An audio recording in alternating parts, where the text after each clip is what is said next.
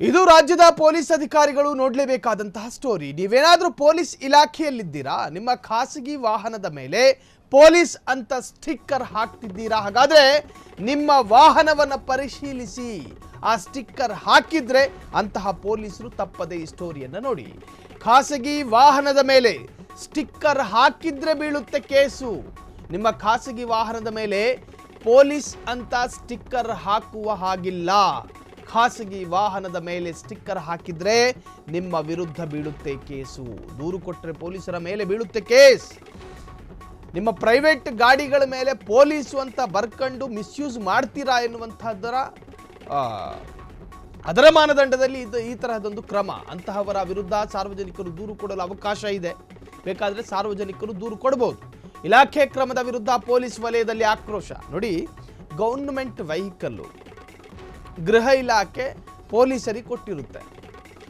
ಆ ಸರ್ಕಾರಿ ಸ್ವತ್ತುಗಳಲ್ಲಿ SIನೋ PSIನೋ DGPನೋ AGPನೋ ಯಾರೇ ಆಗಿರಲಿ, ಖಾಕಿ ತೊಟ್ಟ ಯಾವುದೇ ಒಬ್ಬ ಅಧಿಕಾರಿ ತಮ್ಮ ಮಕ್ಕಳನ್ನ ಆ ಜೀಪ್ನಲ್ಲಿ ಕರ್ಕೊಂಡು ಹೋಗಂಗಿಲ್ಲ.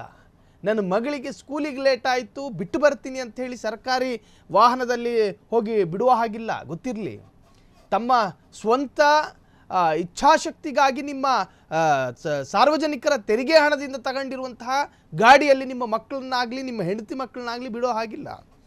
ಪೀಣ್ಯಕ್ಕೆ ಹೋಗಿ ಬರ್ತೀನಿ, ನಮ್ಮ ಹೆಂಗಸರನ್ನ ಬಿಟ್ಟು ಬರ್ತೀನಿ ಅಂತ ಹೇಳಿ ನಿಮ್ಮ ಹೆಂಡತಿನ ಕೂರಿಸ್ಕೊಂಡು ಹೋಗಂಗಿಲ್ಲ. ಶಾಲೆಗೆ ಲೇಟ್ ಆಯಿತು, ಮಗಳನ್ನ ಬಿಟ್ಟು ಬರ್ತೀನಿ ಅಂತ ಹೇಳಿ ಶಾಲೆಗೂ ಕರ್ಕೊಂಡು ಹೋಗುವ ಹಾಗಿಲ್ಲ.